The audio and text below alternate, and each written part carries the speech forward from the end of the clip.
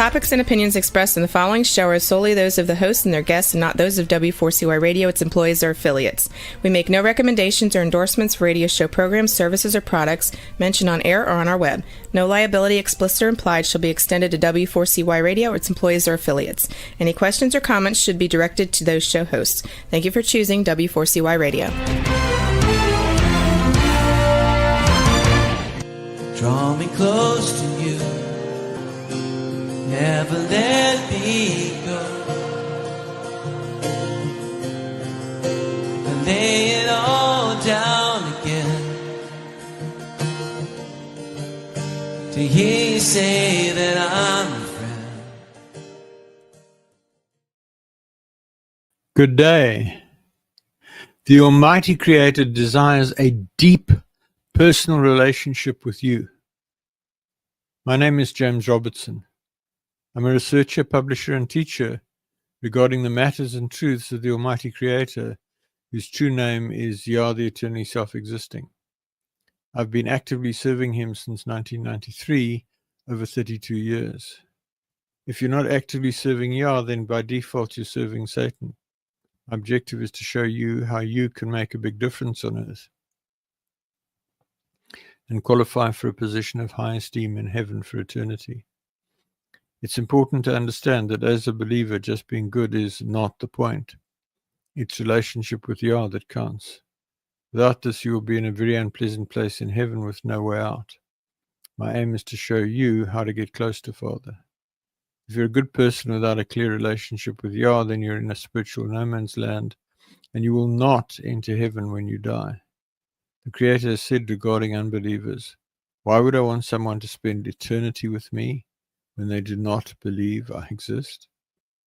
God's calling everybody on the planet to be involved and serve him, help him to have victory over Satan. Fundamentally, we each need to learn to see things on earth from Yah's perspective. Please visit my website at www.endtimeissueministries.org or email me on james@endtimeissueministries.org for more information. This evening I'm going to talk about the Almighty Creator. Yah is indifferent to unbelievers, and then I'm going to talk a bit about why I believe. So, overview. Religion is full of people who are seeking to evangelize the unbelievers. The assumption is that the Almighty Creator, whose true name is Yah, wants to save the unbelievers. However, if you get close to Father so that you can hear him clearly, you will find that he says he's indifferent. In fact, the incessant praying for the lost is a source of great frustration and irritation to him. Why is this? I'll go into this in a little bit more detail in a moment, but think about it. Why would he want a whole bunch of people in heaven who don't know him, don't have a relationship with him, who just prayed some prayer, an altar call or whatever sometime? There's this massive belief that you just go out there and you manipulate people to pray a prayer and that's the job done. No. That's the beginning of the beginning. You need to teach them about Father. You need to teach them so many things.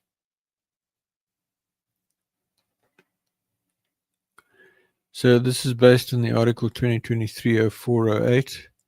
The Almighty Creator Yah is indifferent to unbelievers. So to start off with, we were created to be friends. Father created this universe, the solar system, planet Earth, the plants, the animals, and human beings for one reason. He desired friends, people who would enjoy his creation with him, draw close to him, and have deep personal relationships with him. Nothing else matters to him. See the article 2021-0201, Why Are We Here?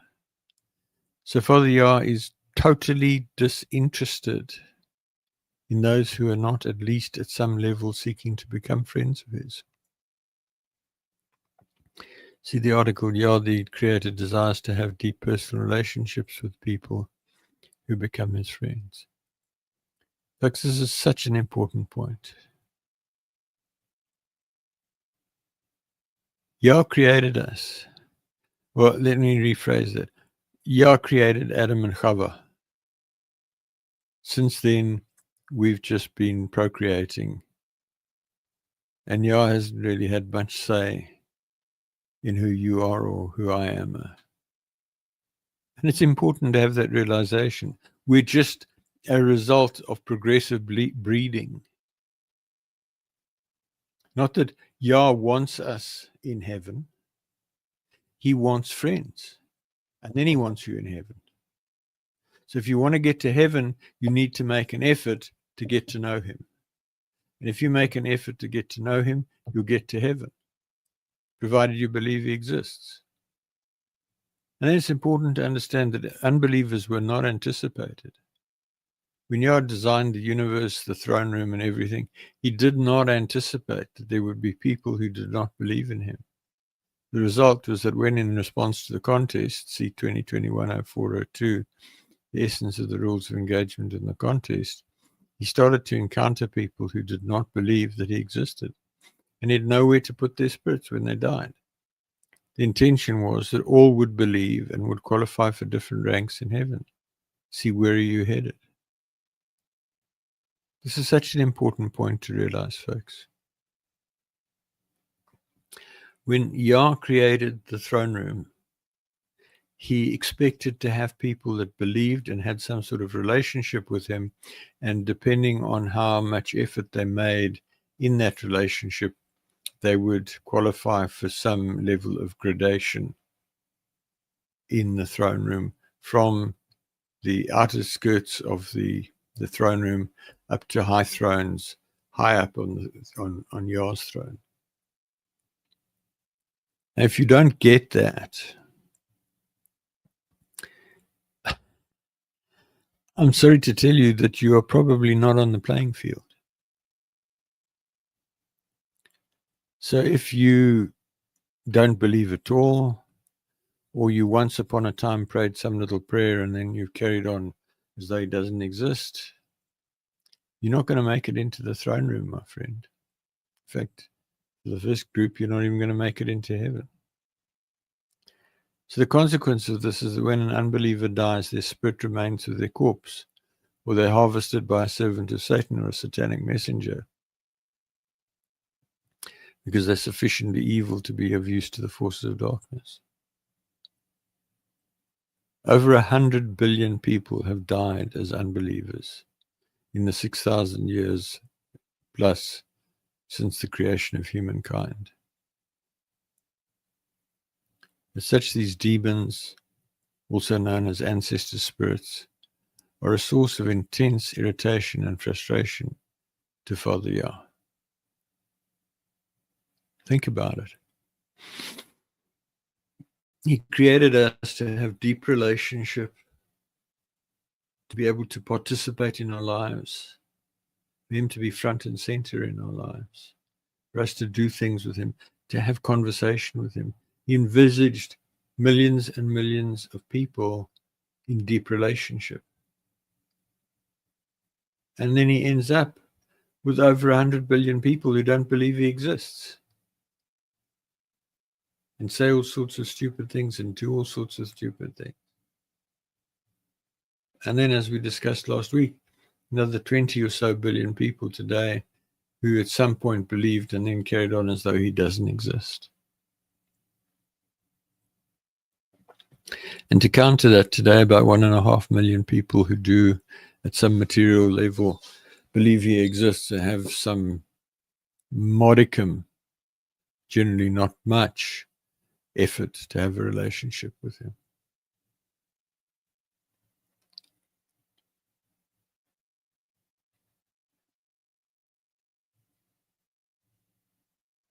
So if you're a believer with unbelieving family and or friends, recognize that Yah is totally indifferent to their lot. You're wasting your breath and you're irritating him by praying for your unsaved family and friends. If you care, if you care, it is up to you to do something about it. But don't expect Father's help. He created us to have a will. He created us to make decisions. Not for him to climb in there and overrule their will, overrule their decisions, and somehow make them believe in him. It defeats the whole object, which is to have people who exercise their discretion, exercise their initiative, exercise their intellect to say, I get that there's a creator and I want to have a relationship with him and I want to please him and I want to do what he wants me to do.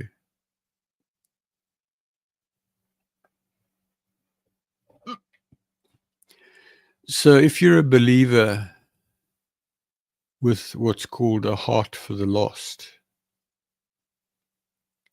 recognize that Yah is indifferent. It's your issue. As I said a minute ago, he's concerned about the roughly 1.5 million true believers who are progressively dying off and falling away.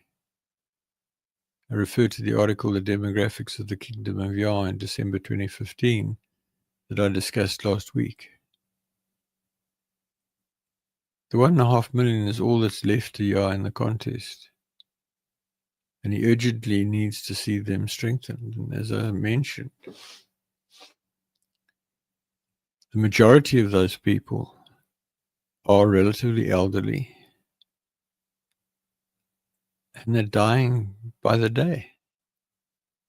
And there's not a lot of young blood that's coming in. There is young blood, but not a lot. The number's going down and down and down and down.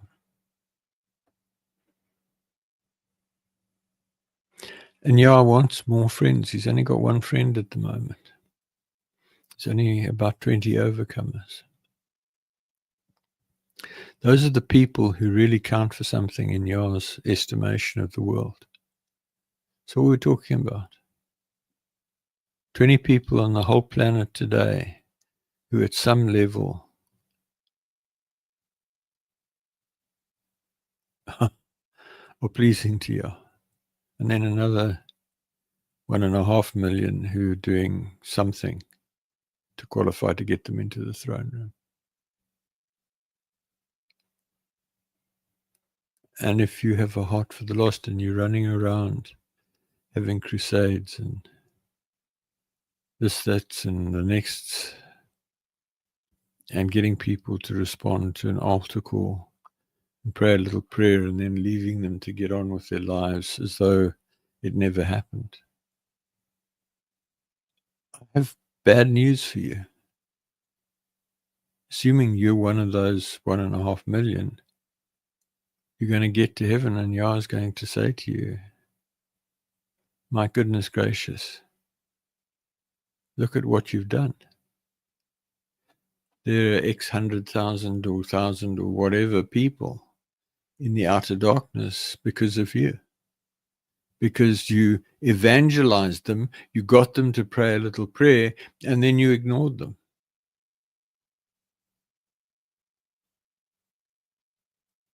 Yah is concerned today about getting the 1.5 million to get closer to him.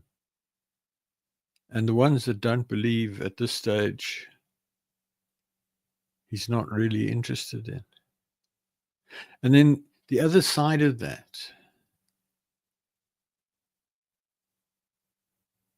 is that the only way it's going to change drastically is for some people, or to start with one person, to come to a place of deep anointing.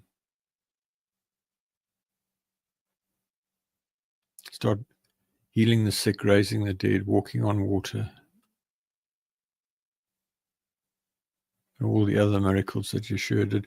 People who are walking in Yeshua's example and are reaching people.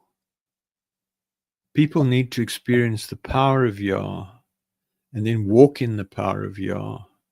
And in the process of doing that, come to a place where they have a deep relationship with Yah. And then they can start worrying about the lost. Until we're there at a significant level, forget about the lost. you're wasting your time, you're wasting your breath, and you're not going to be rewarded for it when you get to heaven. If, of course, you're going to get to heaven, because maybe what you're doing is such a waste of time, you're not even going to feature.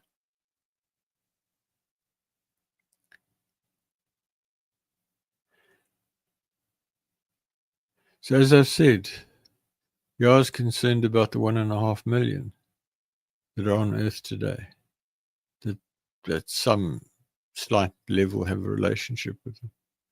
For them to get closer, they need to abandon the wrong beliefs about Jesus, God, the Lord, Sunday, Sabbath, cross, etc., and turn to Yah in full truth. See the article 2023-0401 Schedule of Beliefs for a list of the most important truths that I teach. The entire ministry website, www.endtimeissueministries.org, is devoted to helping those people to turn around and become strong so that Yah may have friends and win the contest.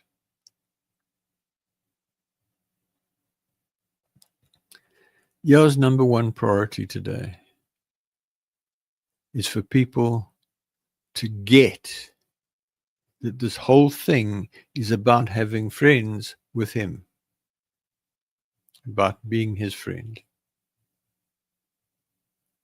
and then doing everything you possibly can for you to get to be his friend. It's going to take you a couple of years and some hard work, and then doing whatever you can to help others to become his friend. And whether the others are currently in part of the 1.5 million, or there's some of the others, that's incidental. The focus is inspire people, challenge people, lead people, guide people to seek to become friends of Yah. And if you're not on that journey, if you're not making a real effort to get to become a friend of Yah, you need to stop. Forget about all the others, my friend. If you are not on course to become a friend of Yah, your life is a waste of breath and a waste of effort.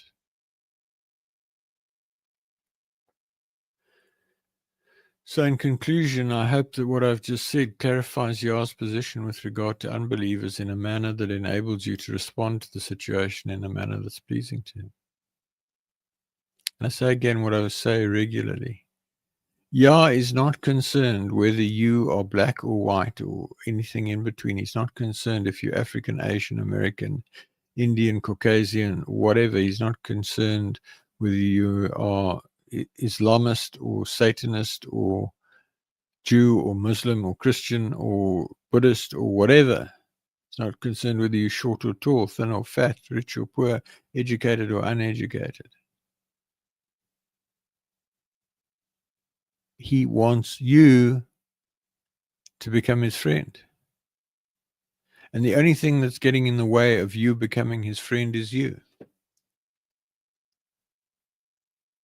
Please think about it.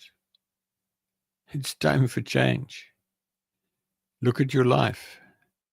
In the light of what I taught last week, what I've taught in the last few months, back issues on the website, back issues also on relationship with Creator Radio. I'm going to carry on with the article 2021-0502, Why I Believe. So some time ago when I wrote this in 2021, so it's over 4 years ago, it occurred to me that while I speak with great confidence regarding the existence of the Almighty Creator, whose true name is Yah, the eternally self-existing, it might be helpful to share a few of the experiences that give me this confidence. This may or may not help you directly, but I hope it will challenge you to grow to a point where you can have similar experiences. Now, I want to make one point clear. I came to belief at a microscopic level when I was about 13 or 14, when I was confirmed in the Anglican Church. I came to belief in a powerful level, at a powerful level on the 12th of March, 1993, when I was on the point of killing myself And Yah spoke to me audibly as clearly as you can hear me now in a locked room and said, phone Ian Peters, he has something you need. And I went to Ian, and Ian shared about his living relationship with the Creator and led me in prayer, took me to his church, and helped me to get on track. And I've stayed more or less on track with some ups and some downs the past 32 and a half years. Because I believed, because I had that experience, and I know that I knew then, as I know now, that he exists, that he's real, that he's not my imagination. So what I'm going to share with you now is to help you understand that there is a huge amount of evidence available for those who seek. But to seek, you have to believe he exists. I'm not telling you this to evangelize you. I'm assuming that the reason that you watch my program is because you're a believer, even if it's at some microscopic level. So as a preface, I was confirmed in the Anglican Church at the age of 13. I grew up in an Anglican family where my mom was Church of England, my dad was Presbyterian, and went to church moderately frequently. At the age of 13, I was confirmed and had a very limited conversion experience that moved me to the standing of believer. I subsequently gave limited service, including as an altar boy, from the age of 19 for about 4 or 5 years, at which point I walked away from the church because I was offended by the attitude of the priest and the hypocrisy of the church. I progressively backslid to a point where by 1991, I was effectively atheist, and I got into an adulterous relationship with my secretary. So it's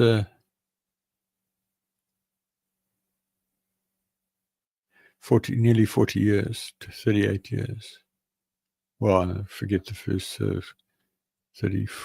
24 years. I walked a sort of road of sort of believing. Probably enough to just scrape into heaven, but no more than that. And most of that effort was in the 4 or 5 years that I served as an altar boy and carried the cross every Sunday at the communion service.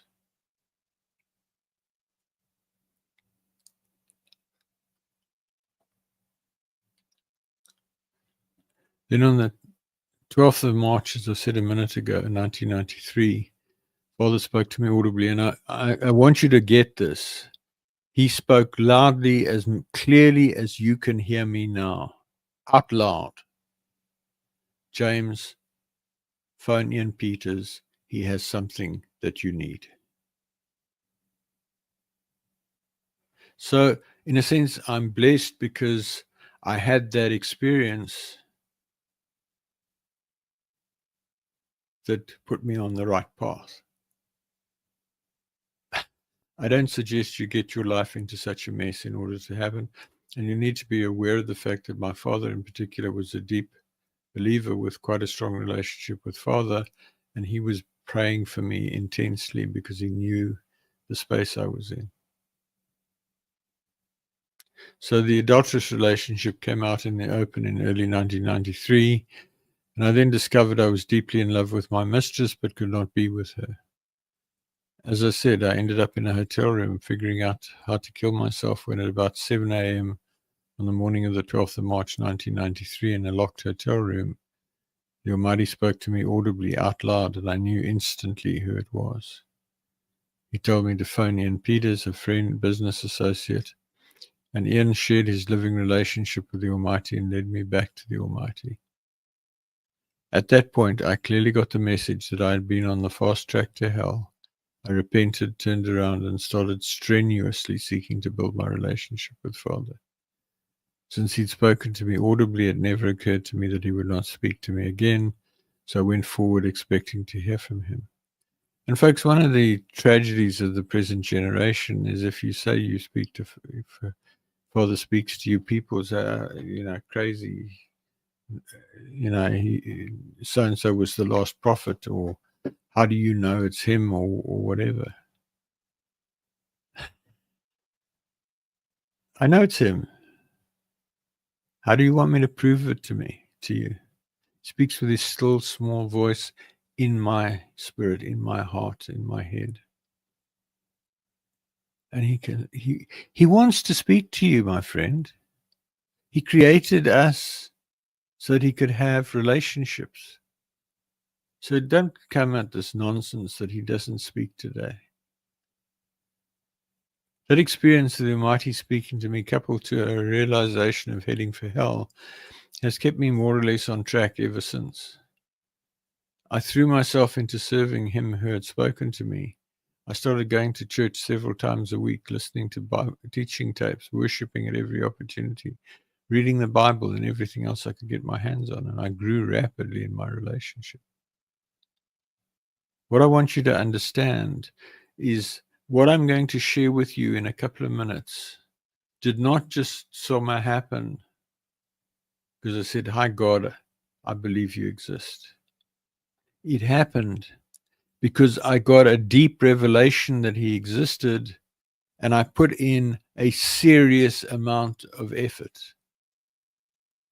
Say again, getting up at 5, worshiping for an hour, on my knees for an hour, reading the Bible for an hour, same in the evening, listening to worship tapes and teaching tapes in the car whenever I was driving, going to church, taking notes, marking up my Bible, Sunday twice on Sundays, often Wednesdays as well, going to home group. I was serious.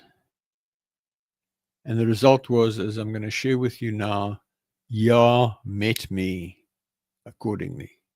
And you can have similar experiences if you put in a similar amount of effort. And I want you to understand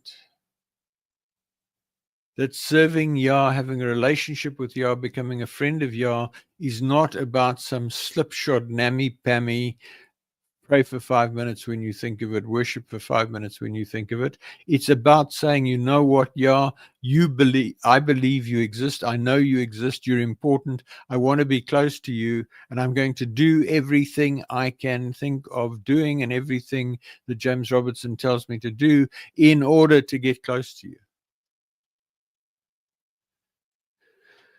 So then fast forward to the end of 93, on a 2-hour drive to celebrate Christmas with my sister, the Almighty gave me a message for the Anglican priest who would be officiating in the church. It was the first time I'd actually gone to a stranger and spoken in the name of the Almighty, so I pushed back hard. I did not want to do it. Throughout the service, the Almighty kept reminding me to speak to the priest. At the end of the meeting, as people were leaving, I went up to the wife of the priest and very tentatively said to her, "I have this message from the Almighty." She was exultant. She shouted out at the top of her voice, "Trevor, this brother has the word we've been waiting for." We became friends, and they invited me to minister in their main church on a number of occasions. This experience encouraged me considerably, and I've given many other people messages from the Almighty since then, not all of which have been so gratefully received. What I would say to you is, when you are learning to hear Father clearly, it's one thing to feel fairly confident in yourself. It's another thing for that confidence to go to a point of going up to another human being and saying, "You know what, I believe the Almighty wants to say the following to you." It's daunting, but you got to do it if you want to grow, if you want to hear him, if you want to become his spokesman, spokeswoman, servant.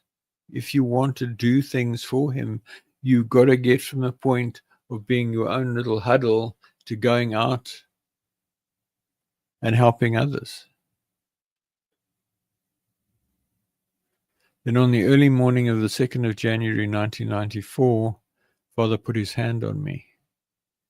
That same end of year, 93, I was reading the book on the night of the 1st of January 94. I was reading the book Good Morning, Holy Spirit by Benny Hinn. Now, please don't come at me about Benny Hinn. I know there's a whole lot of stuff around Benny Hinn today. I'm not interested. At this time, he was a highly anointed servant. That's how I know him. That's how I remember him. And it's not your job to judge him or tell stories about him or whatever. If he's not in line today, it's between Yah and him, and he's probably more in line than you are. Stop telling stories. Stop judging. So I read the book, Good Morning, Holy Spirit. I could not put it down, and I was deeply impacted by Benny Hinn's story of his encounter with Father Yah.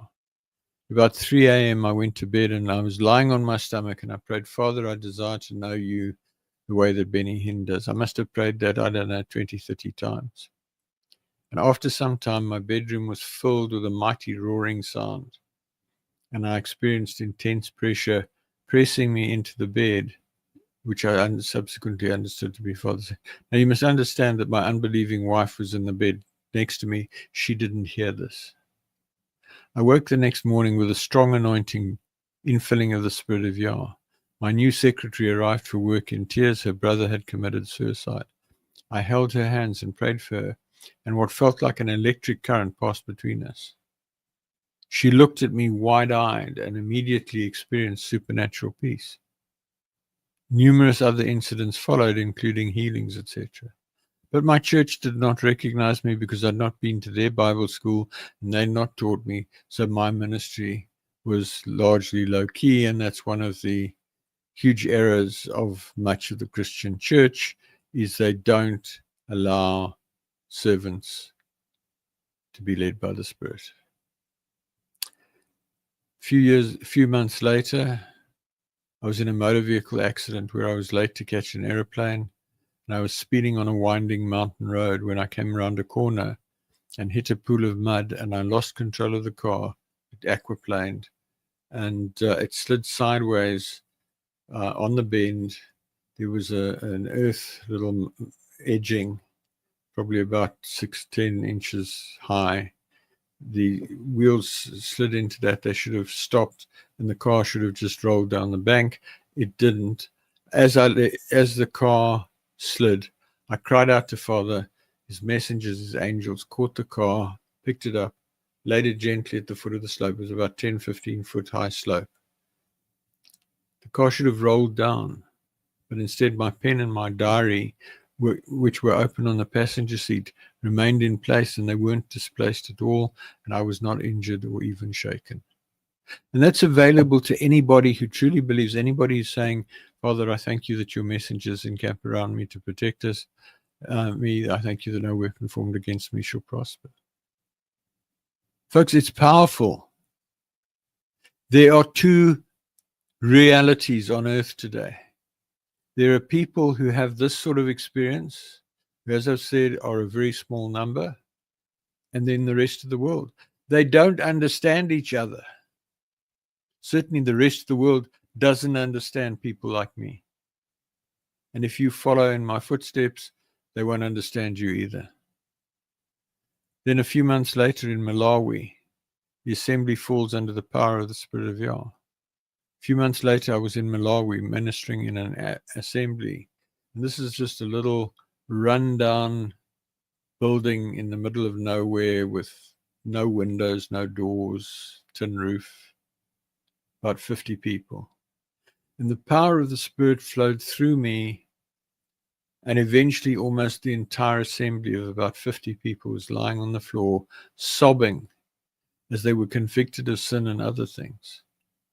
I laid hands on the first few, and they fell under the power, and then the whole assembly ended up on the floor. An amazing experience. And if it hadn't been for my church and all the other nonsense, I could have had those experiences much more frequently. But I had to go to Malawi in order for Father to be able to use me in an environment that they didn't say, why haven't you been to Bible school?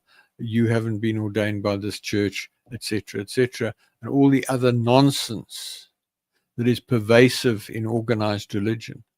because the reality is that religion is organized by the satanic realm in order to stop people having a relationship with Yah. Because the fundamental reason for this whole mess the world is in is that Yah and Satan wagered, and Satan wagered with Yah that at the end of the 7,000 years, there wouldn't be a single person in relationship with Yah. And then Malawi, 1994, again, the next night, in fact, Yah speaks through me. The next day, I went to a meeting with the General Secretary of the Assemblies of God in Malawi, together with the two pastors who'd been at the meeting the previous night. After a few minutes of conversation, Father told me to move the coffee table out of the way because he was going to slay this man in the spirit. I got up to walk towards him, and he stood up to meet me. And while I was still about 3 feet from him, he just was knocked sideways by the power of the spirit that was on me. Boom. No, nobody to catch him or anything. He just went flat on his face on the floor. Father immediately started to speak through me. I had no thoughts or control over what came out of my mouth. I was just a vessel that Father was using to speak to this man. If you have experience of the power of speaking in tongues, which is a gift of the set-apart spirit from Yah, you'll know sort of what I'm talking about. What I'm talking about is speaking in tongues in English. I had no intellectual engagement with what came out of my mouth. It came out of my mouth, and I said, my goodness, that's interesting. And for about 20 minutes, Yah spoke to this man by my mouth in the first person and commended him and said he was calling him to do this, and that if he was obedient, the following would happen, and so on and so forth. And then I moved to the next man, and the same thing happened. I got some distance from him, boom, over he went, and Yah spoke through me again for about 20 minutes, half an hour. And then the third man, boom, down he went. I then sat down, I thought, okay, that's finished. And Father started speaking to me through my own mouth and told me that he was calling me in those days. I only knew the cross, to the death of the cross, the death of the stake. It sounded quite impressive. I thought, hey, that's kind of grand stuff. Hey. It's not easy to die the death of the stake in reality. And he spoke through me, through my mouth to me for about half an hour. So this whole thing went on for about 2 hours. In all of this, Father spoke to me through me in the first person. I subsequently understood that this was the level of anointing that Yahushua, incorrectly Jesus, walked in throughout his ministry.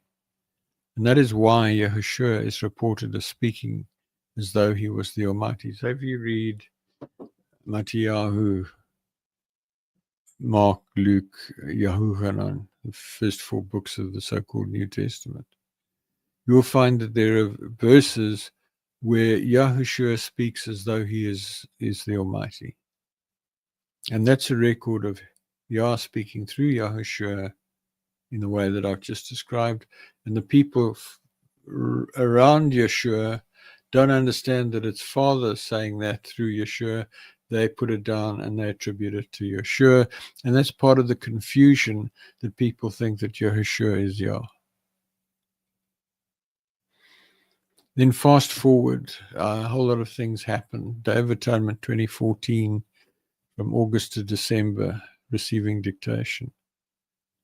I subsequently lost the above, and I had other experiences, quite a few. I subsequently lost the above anointing through a brutal divorce after I discovered that my wife had betrayed me and she lied to the church, and the church took her side without even investigating what was going on because of their Jezebel-linked lies about divorce. So fast forwarding after many other experiences to around the Day of Atonement, Yom Kippur, in 2014. For a period from August to December 2014, I was walking so close to Father that I was hearing him precisely most of the time. And he was giving me regular revelation in the form of short statements, which I recorded immediately in a pocket notebook, which are on the website. Look at the page Important Insights near the top of the website. This was a dramatic experience of really hearing Father very clearly on a sustained basis. There have been other experiences that are outside the scope of this broadcast, but I hope you can see that once I committed to serve Yah, I started to have dramatic experiences. And it's not because there's anything special about me. It's because I chose to make the effort. If you go to the website, hover your mouse over the top left-hand corner, home, to the right of that little triangle, hover over that list of about 4 or 5 web pages, one of which is 7 components of drawing close to Yah. You can download it as a Word docx or a PDF, or you can read it online. Download it, put it into practice, about 72 pages of guidelines that I produced at Yom Kippur in 2014 about how to get close to Father. Put that into practice. It'll take you a couple of years to really get down to it, fasting, prayer, worship, etc. And I'm pretty confident by the end of that, you will be getting close to Yah. He wants you to get close to him. So in closing, what is the state of your relationship with the Almighty Creator? I'd like to ask you to critically examine where you are relative to him today. Do you talk to him constantly throughout the day and allow him to lead you in every possible way? Do you worship him at every opportunity? Have you clearly and unambiguously heard him call you friend? If not, you're failing in your life purpose and you'll be bitterly disappointed when you die. If you now come to belief, please pray along the following lines. Father Yah, I come to you in the name of Yahushua, and I believe that you exist. I confess my sin of unbelief, and I repent of my unbelief, and I ask you to forgive my sin. And I commit my life to you, and I ask you to take me by the hand and lead me into deep relationship with you. I ask you to fill me with your spirit and to change me and help me to become the person you want me to become. I ask you to help me to find people who can help me and help me to find books, websites, articles, and other resources that will help me. I ask you to show me what I can do to actively serve you and lead others to deep personal relationship with you. I thank you for saving me. There's a period of 8 days from a sincerely coming to belief for the first time, during which there's extreme grace to help you. See the article, Critical Actions on First Belief, for actions you should take immediately. I think that page is at the bottom, right at the bottom of the menu. And then drop me an email at james@endtimeissueministries.org so I can help you, pray with you, pray for you, counsel you, etc. And please don't hesitate to email me. I love to get emails. I love to hear how things are going, and I love to help people. That's my mission. That's my calling. So in closing, thank you for listening. Please send me your questions to james@endtimeissueministries.org. Please email me to join the mailing list at james@endtimeissueministries.org. If you decide to draw close to the Almighty, please let me know, and I can connect with you by Zoom, Teams, email, LinkedIn, Facebook, WhatsApp, or telephone so that I can help you with your journey. I hope to connect with you again next week when I will continue to explore how to become a friend of the Creator. Work with me to make a way for Yahushua to return in victory at the end of the millennium and make his enemies his footstool. So I'm going to say good night to those of you who've been walking with me for a while, because you know what I'm about to talk about. If you're new to the channel, please stay on. I've got a bit more to share with you. And I say again, Father wants you to become his friend. It doesn't matter who you are. If you're an outright Satanist today, if you believe in anything, whatever. Yah will help you to clean up. You make a quality decision to seek relationship with him, and he will meet you. I'm here to help you. I'll pray with you. I'll pray for you. I'll guide you. I'll counsel you. I will do anything I can to help you to become a friend, because there's nothing more important to me in this life but to help you to become a friend. So go for it. Those who are leaving, cheers. Have a great weekend and a great week. Good night. For those who are staying behind, let's carry on. So in closing, who am I? James Robertson. I have a doctorate in engineering and I'm a retired military commander. I now work as a management consultant. I have over 32 years' experience of actively seeking to draw close to the Almighty, following a dramatic encounter with him on the 12th of March 1993, when he spoke to me audibly in a locked room and I knew for certain that he was real. In learning about Father, I applied my deep-seated aversion to failure born out of an accident in early childhood, coupled to my engineering and military training of rigor and preventing failure, to my seeking of knowledge about Father. This journey led to numerous supernatural experiences, prayers answered, and clear communication with the Creator. It forms the basis for what I teach in these programs. See the video, Why Seek Relationship, for an overview of what I believe. Please visit my website at www.endtimeissueministries.org.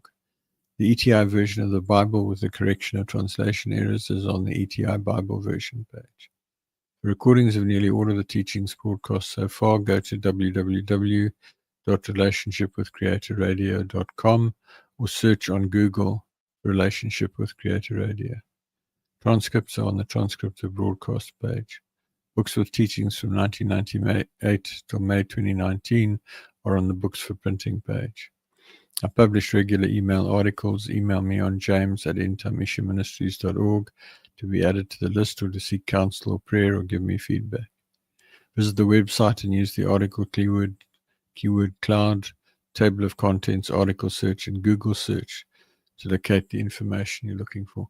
The keyword cloud is, 20, 30,000 words in alphabetical order. Table of contents, every page on the website. There are numerous ways you can find information on the website, and there's about 2,500 web pages, 1,250 web pages, 2,500 articles. So there's answers to a lot of your questions. Anyway, I'm out of time. You have a good weekend, and I hope to see you here next Friday. Father, I come to you, lifting up my hands. By your grace I stand, just because you love me. I know your favor.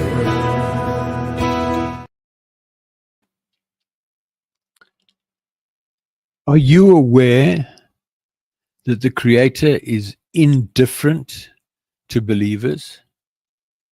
If not, please listen to my broadcast on w4cy.com internet radio or talk4tv.com internet TV.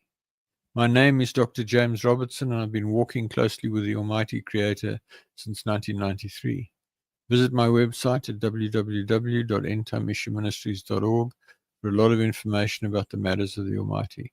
For back issues of broadcasts, visit www.relationshipwithcreatorradio.com or email me on james@endtimeissueministries.org to find out more. Folks, I'd love to hear from you. Thank you so much.